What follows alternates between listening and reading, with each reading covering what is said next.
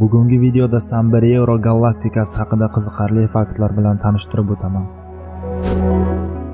Belgilanishi NGS 4594 yoki M104. Turi spiral, yulduzlar turkumi bokira, masofasi 29 million yorug'lik yili, diametri 50 million yorug'lik yili, massasi 8 milliard quyosh massasiga teng. Yulduzlarning taxminiy soni bir necha yuz milliarddan oshadi.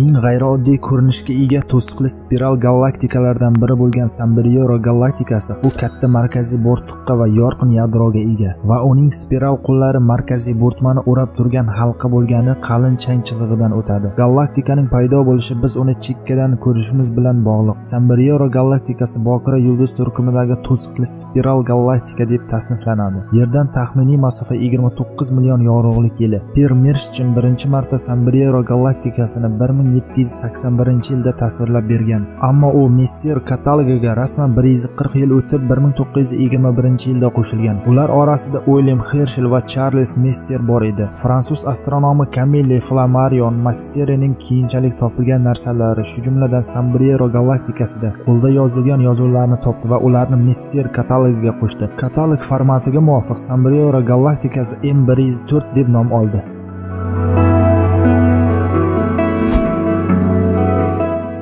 Sambriero galaktikasining markazida o'ta katta qora tuynuk joylashgan. Yulduzlarning qora tuynuk atrofida harakatlanish naqshlari uning massasining bizning milliardlab quyoshimizga teng bo'lishi mumkinligini ko'rsatadi. Tadqiqotchilar Sambriero qora tuynugi galaktikalar markazida topilganlarning eng kattasi deb hisoblashadi. Astronomlar Sambriero galaktikasi har qanday rasmiy galaktikalar guruhining bir qismi ekanligiga ishonishmaydi. Uning o'rniga u uzaygan galaktikalar zanjirining bir qismi ekanligini ko'radi.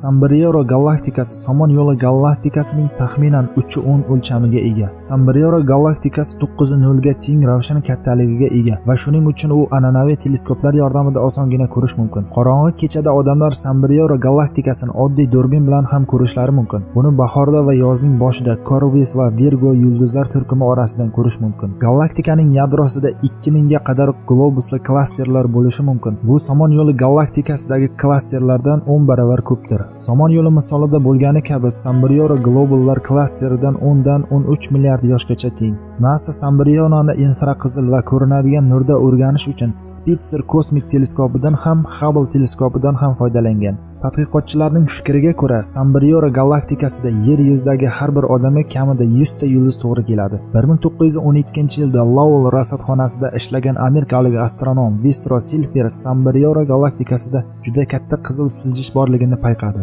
Bu Sambriero juda uzoq bo'lganligini va Somon yo'li tashqarisida ekanligini isbotladi. Slipher kashf qilinishidan oldin astronomlar Sambrioroni Somon yo'li ichidagi spiral tumanlik deb o'ylashgan.